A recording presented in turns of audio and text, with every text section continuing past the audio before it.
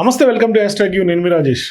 గత కొంతకాలంగా తెలంగాణ రాష్ట్ర రాజకీయాల్ని జూబ్లీహిల్స్లో జరగబోతున్నటువంటి ఉప ఎన్నికలు షేక్ చేస్తూ ఉన్నాయి. రాజకీయంగా పెద్ద ఎత్తున అగ్గిని రాజేస్తూ ఉన్నాయి. అంటే ఇక్కడ ప్రధానంగా కాంగ్రెస్ పార్టీ వర్సెస్ బీఆర్ఎస్ పార్టీగానే మనకు స్పష్టంగా ఒక యుద్ధ వాతావరణం తలపిస్తోంది. సో మరోవైపు బీజేపీ ఇక్కడ జూబ్లీహిల్స్ ఉప ఎన్నికల్లో పోటీ చేసినప్పటికీ కూడా ఆశించిన మేర రెస్పాన్స్ ప్రచారం చేయట్లేదు బీజేపీ. సో అందుకనే ఇప్పుడు అక్కడ కాంగ్రెస్ పార్టీకి అట్లాగే బీఆర్ఎస్ పార్టీకి మధ్య మాత్రమే ఇప్పుడు అక్కడ ఎన్నిక జరుగుతున్నట్టుగా స్పష్టంగా ఒక రాజకీయ ముఖ చిత్రం మనకు కనిపిస్తుంది. సో ఇటువంటి సందర్భాల్లో అక్కడ ప్రజల ఓటర్ నాడి ఏ విధంగా ఉంది అని తెలుసుకునే ప్రయత్నం ఇప్పటికే అనేక సర్వే ఏజెన్సీలు చేసినాయి. తాజాగా చాణక్య స్ట్రాటజీస్ సంస్థ అధినేతగా ఉన్నటువంటి ముఖేష్తో మనం డైరెక్ట్గా స్వయంగా మన ఛానల్లోనే మాట్లాడుకున్నాం. కానీ ఇప్పుడు తాజాగా ఆయన ఫైనల్ రిపోర్ట్ని రిలీజ్ చేస్తూ ఉన్నారు. సో ఇటువంటి సందర్భాల్లో ఆ యొక్క రిలీజ్ చేసినటువంటి రిపోర్ట్ మన చేతిలో ఉంది. మరోవైపు స్పష్టంగా ఇప్పటికే అనేక సందర్భాల్లో తెలంగాణ అసెంబ్లీ ఎన్నికలప్పుడు కానీ, కర్ణాటక ఎన్నికలు కానీ, మహారాష్ట్ర, బీహార్ ఇట్లా వరుసగా అన్ని ఎన్నికలపైన కూడా ఆ యొక్క చాణక్య స్ట్రాటజీస్ ఇచ్చినటువంటి రిపోర్టు మనం స్పష్టంగా వీడియోల రూపంలో మీ ముందు పెడుతున్నటువంటి నేపథ్యంలో ఇప్పుడు ఆ రిపోర్ట్ జూబ్లీహిల్స్ ఉప ఎన్నికలపైన వాళ్ళు ఇచ్చినటువంటి రిపోర్ట్ ఏంటి, మరి ఏ పార్టీ గెలవబోతోంది, ఏ పార్టీకి ఎడ్జ్ కాబోతోంది. సో ఇక్కడ సైలెంట్ ఓట్ ఫ్యాక్టర్ ఏదైతే కొంత ఉంటుందో ఆ యొక్క ఓట్ ఫ్యాక్టరీ ఏ విధంగా టర్న్ అయ్యే అవకాశం ఉంటుంది, ఎవరికి ఎడ్జ్ కాబోతుంది, ఇట్లా అనేక సందేహాలు అయితే ఉన్నాయి. వీళ్ళు ఏ క్వశ్చనర్తో చేశారు, అట్లాగే వీళ్ళు ఇచ్చినటువంటి రిపోర్ట్ అనాలిసిస్ గ్రౌండ్ రిపోర్ట్ ఏంటి, ఇవన్నీ కూడా చూసే ప్రయత్నం చేద్దాం.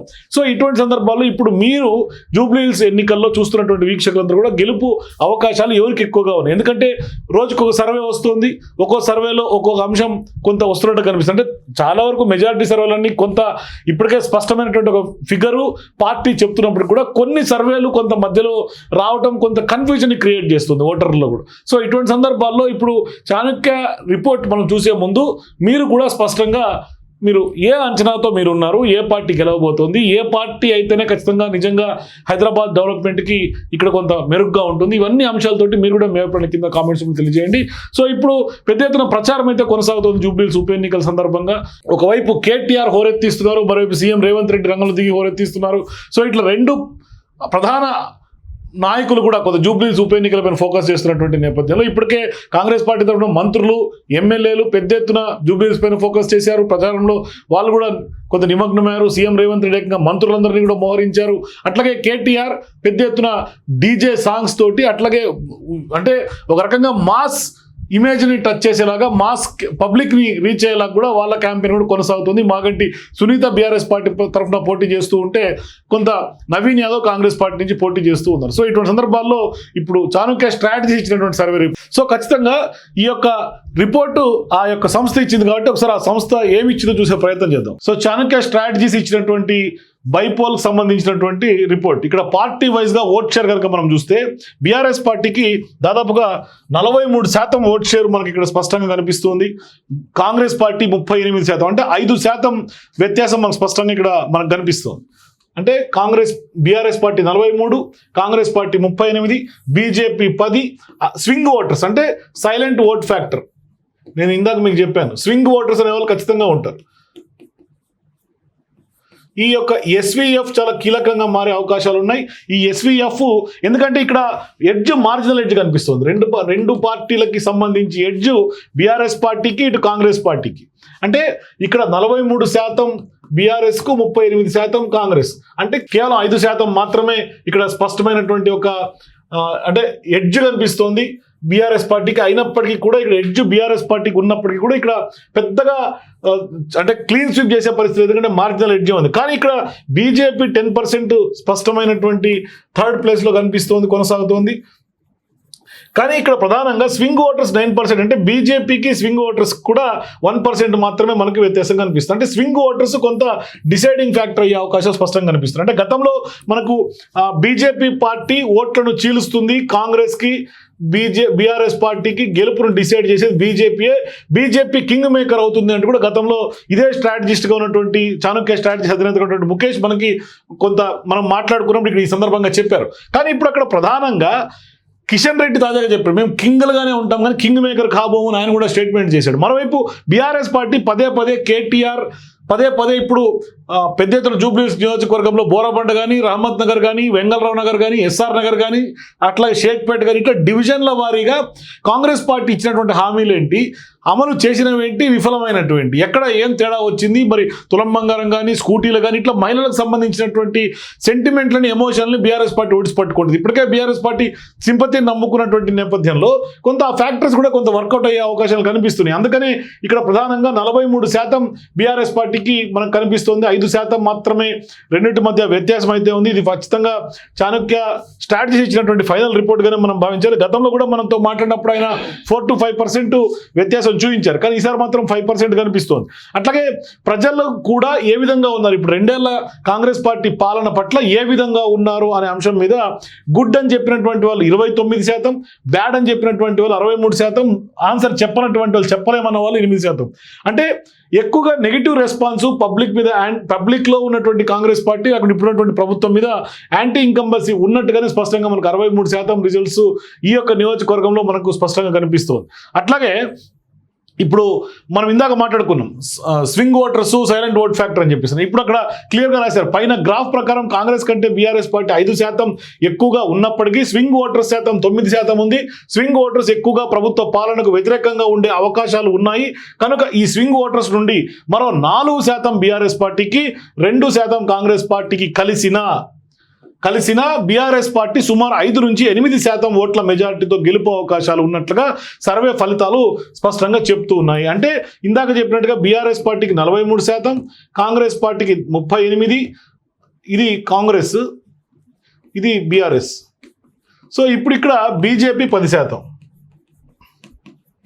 అట్లాగే ఇందాక చెప్పినట్టుగా ఏది మన స్వింగ్ ఓటర్స్, స్వింగ్ వచ్చేసి 9%.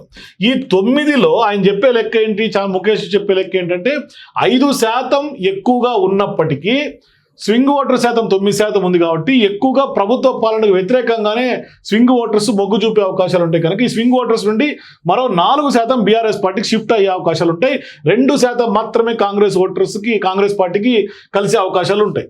అంటే ఇప్పుడు బీఆర్ఎస్ పార్టీ ఈ లెక్కన 43% కలిసిన, స్వింగ్ నుంచి మరో 5% అటు కలిసిన, ఆల్మోస్ట్ ఆల్ 5 నుండి 8% కొంత బీఆర్ఎస్ పార్టీ గెలుపు అవకాశాలు ఉన్నట్టుగా స్పష్టంగా ఈ రిపోర్ట్ ప్రకారం తెలుస్తోంది.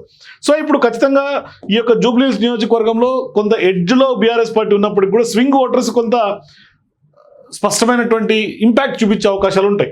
అట్లాగే జూబ్లీహిల్స్ ఉప ఎన్నికల్లో గెలుపవద్దు అనేది ఇప్పుడు హాట్ టాపిక్గా మారింది. సిట్టింగ్ ఎమ్మెల్యే మాగంటి గోపీనాథ్ ఆకస్మిక మృతితో ఉప ఎన్నిక జరుగుతోంది. ఈ ఎన్నికలను అధికార కాంగ్రెస్ పార్టీ, ప్రతిపక్ష బీఆర్ఎస్ పార్టీ ప్రతిష్టాత్మకంగా తీసుకున్నాయి.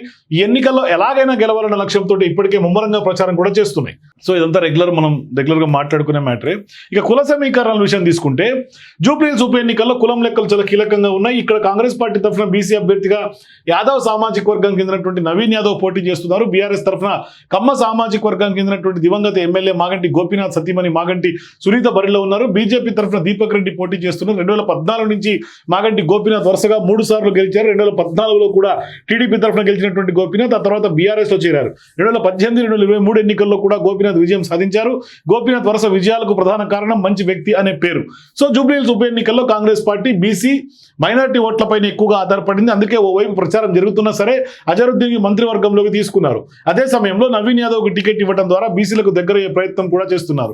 కానీ ఇక్కడే అసలు విషయం, ప్రస్తుతం మైనారిటీలు 60 నుంచి 40 నిష్పత్తిలో కాంగ్రెస్ వైపు ఉన్నారు. అంటే ఈ సంఖ్య మారే అవకాశం ఉన్నట్లు తెలుస్తోంది. ముఖ్యంగా మైనారిటీ మహిళలు బీఆర్ఎస్కు ఓటు వేసే అవకాశం కనిపిస్తోంది.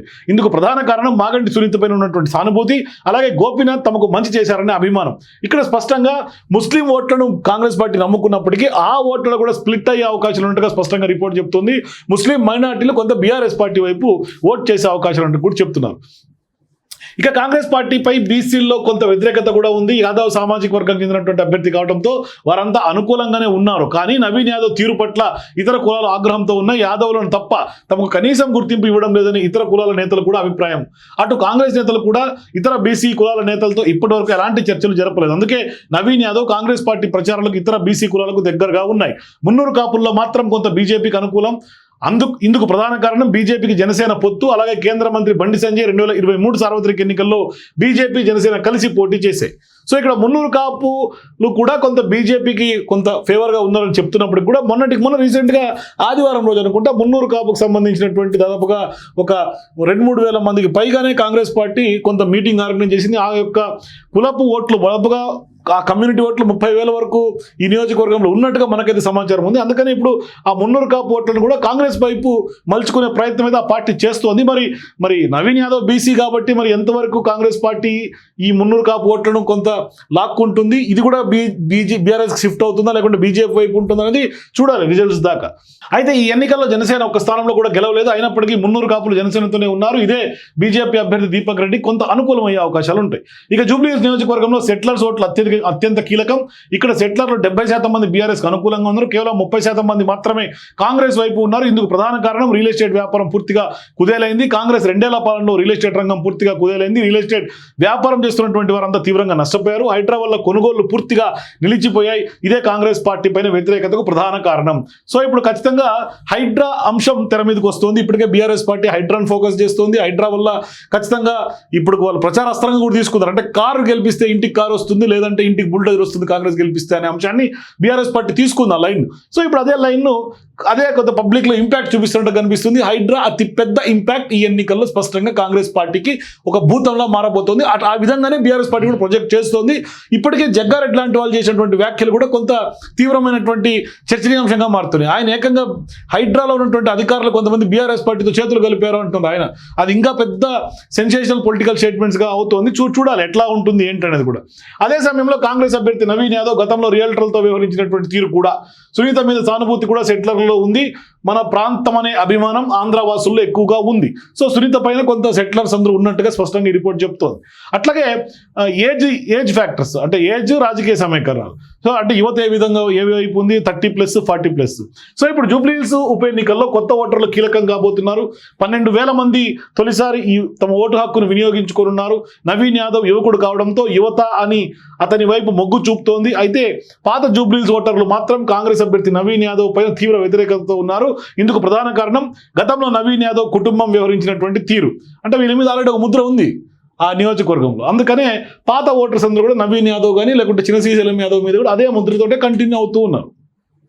ఇక 30 ఏళ్ళు దాటినటువంటి మహిళల్లో 70% మంది మాగంటి సునీత వైపే ఉన్నారు. ఇందుకు ప్రధాన కారణం సానుభూతి, భర్త లేకపోవడం, 2 ఆడపిల్లలు ప్రచారం చేయడం, సునీతకు కలిసి వస్తున్నటువంటి అంశం. పురుష ఓటర్లలో మాత్రం చెరిసగం ఉన్నట్లుగా సర్వే ఫలితాలు వెల్లడవుతూ ఉన్నాయి. అయితే కొత్త ఓటర్లు 12,000, 20 నుంచి 29 ఏళ్ల మధ్య వయస్కులు 72, 30 నుంచి 39 96, 40 నుంచి 49 87,000 ఉన్నారు. 50 నుంచి 59,000 ఆ వయస్కులు 67,000, అట్లాగే 60 నుంచి 69 38, 70 ఏళ్ళు వాళ్ళు 24,000 ఉన్నారు. సో తక్కువ లేరు, పెద్ద కాన్స్టిట్యున్సీ, 4 లక్షల మంది పైచీలకు ఉన్నటువంటి నియోజకవర్గం ఇది. ఇక మూడో అంశం కాంగ్రెస్ పార్టీ 2 ఏళ్ల పాలన. తెలంగాణలో కాంగ్రెస్ పార్టీ అధికారంలోకి వచ్చిన 2 ఏళ్లు పూర్తి కావస్తుంది. ఎన్నికల సమయంలో 6 గ్యారెంటీల పేరుతో కాంగ్రెస్ పార్టీ నేతలు హామీలు ఇచ్చారు. ఇందులో ఇప్పటికీ కూడా ఇంకా సగానికి పైగా హామీలు నెరవేరలేదు. మహిళలకు ఉచిత బస్సు, ఇంద్రమ్మ ఇల్లు, సన్న బియ్యం హామీ తప్ప మిగిలినటువంటి హామీలు ఇప్పటికీ నెరవేరలేదు. దీనిపై అన్ని వర్గాల ప్రజలు తీవ్ర ఆగ్రహంతో ఉన్నారు. ఇక ఉచిత బస్సు వల్ల ఆటో వాళ్ళకు ఉపాధి పోయింది. జూబ్లీహిల్స్ నియోజకవర్గంలో చాలా వరకు ఆటోలపైనే జీవనం సాగించే వాళ్ళు. ఎందుకంటే యూసుఫ్ కూడా ఇవంతా బస్తీలు, రహమత్ నగర్ ఇటువంటి బస్తీల్లో వాళ్ళంతా ఇప్పుడు తమకు ఉపాధి పోయిందని ఆగ్రహంతో ఉన్నారు. ఇక హైదరాబాద్, రంగారెడ్డి జిల్లాల పరిధిలో ప్రస్తుతం కాంగ్రెస్ పార్టీ కనీసం ఒక్క మంత్రి కూడా లేరు. 10 ఏళ్ల బీఆర్ఎస్ పాలనలో కేసీఆర్ క్యాబినెట్లో ఏకంగా 6 మంత్రులు హైదరాబాద్, రంగారెడ్డి జిల్లాలకు చెందినటువంటి నేతలే. కానీ కాంగ్రెస్ పార్టీలో మాత్రం కనీసం ఒక్కరికి కూడా అవకాశం ఇవ్వలేదు. ఈ యొక్క ఆరోపణ వస్తేనే అజరుద్దీన్ని క్యాబినెట్లోకి ఉటావుటిని తీసుకున్నారు సీఎం రేవంత్ రెడ్డి గారు. కానీ కాంగ్రెస్ పార్టీలో మాత్రం కనీసం ఒక్కరికి కూడా అవకాశం ఉంది. దీనిపైన కొంత వ్యతిరేకత ఉంది. ఇక కీలకమైనటువంటి విషయం హైడ్రా. ఇది కాంగ్రెస్ పార్టీ ప్రభుత్వానికి చాలా పెద్ద దెబ్బ. హైడ్రా వల్ల కబ్జాలకు గురైనటువంటి ప్రభుత్వ భూములు తిరిగి స్వాధీనం చేసుకున్నా అనేది కాంగ్రెస్ పార్టీ పెద్దల యొక్క మాట. కానీ హైడ్రా కారణంగా పనులు లేకుండా పోయాయని, అలాగే తమకు జాగా లేకుండా చేశారనేది మాస్ ఓటర్ల మాట. బస్తీల్లో మాస్ ఓటర్లు హైడ్రా కారణంగా కాంగ్రెస్ పార్టీకి దూరమయ్యారు. ఇక సిటీలో పెద్ద ఎత్తున వలస కూలీలు ఉన్నటువంటి నియోజకవర్గాల్లో జూబ్లీహిల్స్ ఒకటి. వీరిలో చాలా మంది పల్లెల నుంచి వచ్చినటువంటి ఉంటున్నటువంటి వాళ్ళే కాంగ్రెస్ సర్కార్లో తమకు ఉపాధి లేకుండా పోయిందని, హామీలు అమలు కాలేదని కోపం వల్ల వలస కూలీలో నష్టం కనిపిస్తోంది. ప్రధానంగా వలస కూలీల్లో సగం మందికి కాంగ్రెస్ అభ్యర్థి పేరు కూడా తెలియదు. పోటీలో ఉన్నది బీఆర్ఎస్ కాంగ్రెస్ పార్టీ అని మాత్రమే చెప్తున్న వలసలు కాంగ్రెస్ వల్ల తమ పరిస్థితి దారుణంగా తయారైందంటున్నారు. అందుకే కాంగ్రెస్ పార్టీని ఓడిస్తామని కూడా చెప్తున్నారు. ఒక్క మాటలో చెప్పాలంటే అభ్యర్థి కంటే కాంగ్రెస్ పార్టీ మీదే ఎక్కువగా వ్యతిరేకత ఉంది. ఇది స్పష్టంగా రిపోర్ట్లో చెప్పారు. ఇక బీజేపీ ప్రభావం, జూబ్లీహిల్స్ ఎన్నికల్లో బీజేపీ ప్రభావం పెద్దగా లేదని చెప్పాలి. భారతీయ జనతా పార్టీ తరఫున మరోసారి దీపక్ రెడ్డి పోటీ చేస్తున్నారు. దీనివల్ల దీపక్ రెడ్డి పైనే జూబ్లీహిల్స్ ఓటర్లు వ్యతిరేకతతో ఉన్నారు. ప్రస్తుతం ఎక్కడ చూసినా కూడా కాంగ్రెస్ బీఆర్ఎస్ అభ్యర్థుల గురించి చర్చించుకుంటున్నారు తప్ప బీజేపీ అభ్యర్థి పోటీలో ఉన్న విషయం కూడా మర్చిపోయారు. కొన్ని ప్రాంతాల్లో అయితే బీజేపీ అభ్యర్థి ఎవరో కూడా తెలియదు అంటున్నారు. బీజేపీకి గత ఎన్నికల్లో కంటే తక్కువ ఓట్లు వచ్చే అవకాశం స్పష్టంగా కనిపిస్తుంది. ఇంకా చెప్పాలంటే 10% కంటే తక్కువ ఓట్లు పోలైనా ఆశ్చర్యపోవాల్సినటువంటి అవసరం లేదు. పోల్ మేనేజ్మెంట్, బూత్ మేనేజ్మెంట్లో బీజేపీ అభ్యర్థి పూర్తిగా విఫలమయ్యారు. ఇందుకు ప్రధాన కారణం బీజేపీలో కింద స్థాయి క్యాడర్ అత్యంత బలహీనంగా ఉండటం. ఇంకా చెప్పాలంటే అసలు క్యాడర్ పని చేస్తుందా అనే మాట కూడా వినిపిస్తోంది. ఇక బీజేపీలో సీనియర్ల మధ్య విభేదాలు ఉన్నాయి. సీనియర్ల మధ్య సమన్వయ లోపం జూబ్లీహిల్స్ ఉప ఎన్నికల్లో స్పష్టంగా కనిపిస్తుంది. పైకి మాత్రం కేంద్ర మంత్రులు కిషన్ రెడ్డి, బండి సంజయ్లతో పాటు సీనియర్లు తిరుగుతున్నప్పటికీ ఆశించిన రీతిలో క్యాడర్ పరుగులు పెట్టించడం లేదనే మాట కూడా వినిపిస్తోంది. అయితే ఒక్క విషయంలో మాత్రం బీజేపీ అంటే బీఆర్ఎస్ పార్టీ నేతలు భయపడాల్సినటువంటి పరిస్థితి. బీజేపీ అభ్యర్థి దీపక్ రెడ్డికి 30,000 కంటే ఎక్కువ ఓట్లు వస్తే మాత్రం బీఆర్ఎస్ అభ్యర్థి మాగంటి సునీత ఓటమి ఖాయంగా కనిపిస్తోంది. సో ఇక్కడ బీఆర్ఎస్ పార్టీ కొంత స్టెప్ బ్యాక్ అయ్యే అవకాశం ఉంటుంది. ఎప్పుడైతే బీజేపీ పుంజుకుంటే అది బీఆర్ఎస్ పార్టీకి ఎఫెక్ట్ అయ్యే అవకాశాలు ఉంటాయి. ఉప ఎన్నికల్లో 50% ఓటింగ్ కూడా నమోదయ్యే పరిస్థితి కనిపించడం లేదు. ఇక బీజేపీ అభ్యర్థి పోలయ్యే ఓట్ల మీద స్పష్టంగా ప్రభావం చూపిస్తుంది. ఇంకా చెప్పాలంటే బీజేపీ అభ్యర్థికి డిపాజిట్ కూడా వచ్చే అవకాశాలు లేదు. సో బీజేపీకి డిపాజిట్ గల్లంత జూబ్లీహిల్స్లో స్పష్టంగా చెప్పేశారు. అట్లాగే ప్రచార ప్రభావం, ఇక పార్టీల ప్రచారం విషయంలో మాట్లాడుకుంటే బీఆర్ఎస్ అందరికంటే ముందంజలో ఉందని చెప్పాలి. అభ్యర్థుల ప్రకటన ముందు నుంచే బీఆర్ఎస్ ప్రజల్లోకి వెళ్ళిపోయింది. కాంగ్రెస్ పార్టీ తరఫున పోటీ చేసిన అభ్యర్థి ఎంపిక కూడా ఢిల్లీ స్థాయిలో జరిగింది. దీంతో స్థానిక నేతలు ఎవరి పేరుతో ప్రచారం చేయాలో తెలియక సైలెంట్గా ఉన్నారు. కానీ బీఆర్ఎస్లో మాత్రం మాగంటి సునీత పేరు మొదట్లో ఖరారవడంతో గులాబీ పార్టీ నాయకులు, శ్రేణులు మొదటి నుంచి ఓటర్లకు చేరువయ్యారు. అటు సోషల్ మీడియాలో, మెయిన్ మీడియాలో కూడా బీఆర్ఎస్ పార్టీ అభ్యర్థి గురించే పెద్ద ఎత్తున చర్చ నడిచింది. ఇక నవీన్ యాదవ్ పేరు ప్రకటించిన తర్వాత కాంగ్రెస్ పార్టీలో టికెట్ ఆశించినటువంటి నేతలు సైలెంట్ అయ్యారు. నవీన్ యాదవ్ వర్గం మాత్రమే ప్రచారం చేస్తోంది. ఇక కాంగ్రెస్ పార్టీలో ముఖ్య నాయకులు, మంత్రుల మధ్య విభేదాలు తలెత్తడం వల్ల కూడా జూబ్లీహిల్స్ ఉప ఎన్నికల్లో ప్రధాన నేతలు ప్రచారం చేయలేదు. బీఆర్ఎస్ తరఫున మాజీ మంత్రులు కేటీఆర్, హరీష్ రావు, తలసాని శ్రీనివాస్ యాదవ్, మల్లారెడ్డి, సబితా ఇంద్రారెడ్డి సహా ముఖ్య నేతలంతా ప్రచారం చేస్తున్నారు. డోర్ టు డోర్ ప్రచారం మొదలుపెట్టారు. ర్యాలీలు కూడా నిర్వహిస్తున్నారు. బీఆర్ఎస్ ర్యాలీలకు, సమావేశాలకు ప్రజలు పెద్ద ఎత్తున వస్తున్నారు. ఇదే సమయంలో కాంగ్రెస్ పార్టీ సభలు, సమావేశాలు, ర్యాలీలకు మాత్రం ప్రజలు దూరంగా ఉంటున్నారు. తాజాగా నియోజకవర్గంలో జరిగినటువంటి ముఖ్యమంత్రి రోడ్ షోలో పాల్గొన్న వారంతా డబ్బులు తీసుకుని వచ్చిన వాళ్ళే. జూబ్లీహిల్స్ ఓటర్లను ఆకట్టుకునేందుకు సీఎం రేవంత్ రెడ్డి పెద్ద ఎత్తున హామీలు ఇచ్చారు. దివంగత పీజీఆర్ విగ్రహం పెడతారని, అమీర్పేటలో ఎన్టీఆర్ విగ్రహం పెడతామంటూ హామీ ఇచ్చారు. కానీ ఈ హామీలను ఓటర్లు పెద్దగా నమ్మడం లేదు. పైగా విగ్రహాలు పెడితే మాకేంటి అని ఎదురు ప్రశ్నిస్తున్నారు ప్రజలు. సోషల్ మీడియా ప్రచారంలో కాంగ్రెస్ పార్టీ పూర్తిగా విఫలమైంది. బీఆర్ఎస్ సోషల్ మీడియా తొలి నుంచి బలంగానే ఉంది. ఇక జూబ్లీహిల్స్ ఉప ఎన్నిక ప్రకటన రోజు నుంచి ఒక టీం ప్రత్యేకంగా సోషల్ మీడియా ప్రమోషన్స్ పైన, కాంగ్రెస్ సర్కార్ వైఫల్యాలపైనే ప్రచారం చేస్తోంది. కాంగ్రెస్ 2 ఏళ్ల పాలనలో ఎవరికి మేలు జరగలేదని అనేలా సోషల్ మీడియాలో బాగా ప్రచారం చేస్తున్నారు. మెట్రో, సిటీ బస్, ఆటోల్లో ఎక్కడ చూసినా సరే, ఎవరి చేతుల్లో చూసినా సరే సోషల్ మీడియాలో బీఆర్ఎస్ పాలన గురించి, అభ్యర్థి గురించే వస్తోంది. కాంగ్రెస్ బీఆర్ఎస్ పాలనలో తేడాలు చెప్పండి అంటూ సోషల్ మీడియాలో ఒపీనియన్ పోల్ నిర్వహిస్తున్నారు. ఈ విషయంలో కాంగ్రెస్ పూర్తిగా విఫలం చెందింది.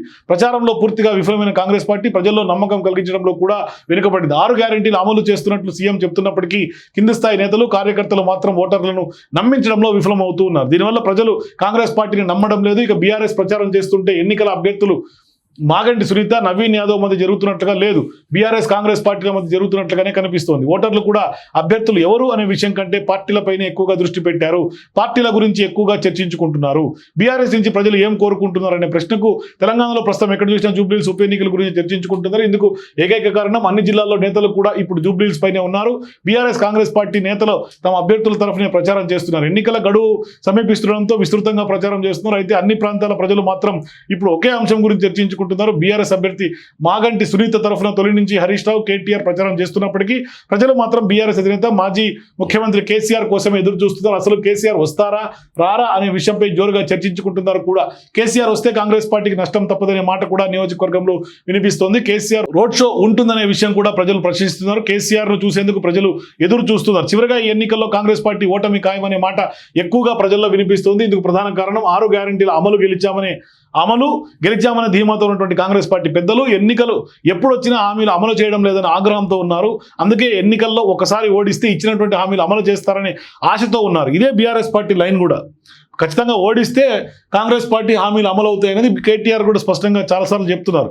అదే ప్రజల్లో కూడా ఉన్నటువంటి పరిస్థితి. ఇదే మాటను బీఆర్ఎస్ కూడా పదే పదే చెప్తోంది. బీఆర్ఎస్ ఓడితే ప్రజలు లాభం ఏమీ ఉండదు, కానీ కాంగ్రెస్ ఓడితే మాత్రం ప్రజలు 6 గ్యారెంటీలు అమలు రూపంలో లాభం జరుగుతుందని గులాబీ పార్టీ నాయకులు కూడా ప్రచారం చేస్తూ ఉన్నారు. సో ఇప్పటిదాకా ఈ రిపోర్ట్ మొత్తం చదివాం కదా, క్లియర్ కట్గా స్పష్టంగా ప్రతి ఒక్క అంశాన్ని కూడా ఈ యొక్క రిపోర్ట్లో మెన్షన్ చేశారు. కాకపోతే గ్రాఫ్స్ గురించి మనం ఇందాక డిస్కస్ చేసాం. 43% కొంత బీఆర్ఎస్ పార్టీకి కనిపిస్తోంది, కాంగ్రెస్ పార్టీకి 38% కనిపిస్తుంది. ఇక్కడ అభ్యర్థుల బలాబలాలు ఏంటి, సింపతి ఫ్యాక్టర్స్ ఏంటి, ప్రజలు ఏమనుకుంటున్నారు, ప్రజల్లో ఉన్నటువంటి మూడేంటి, ఇదంతా కూడా క్లియర్గా అనాలిసిస్ రూపంలో చెప్పారు.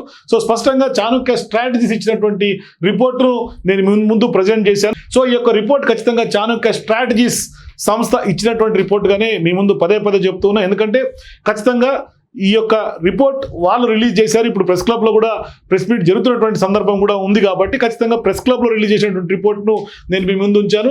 ఖచ్చితంగా మరి జూబ్లీహిల్స్ నియోజకవర్గంలో ఏ పార్టీ గెలవబోతుంది, మీ అభిప్రాయాల కింద కామెంట్స్ తెలియజేయండి. For more videos please watch #.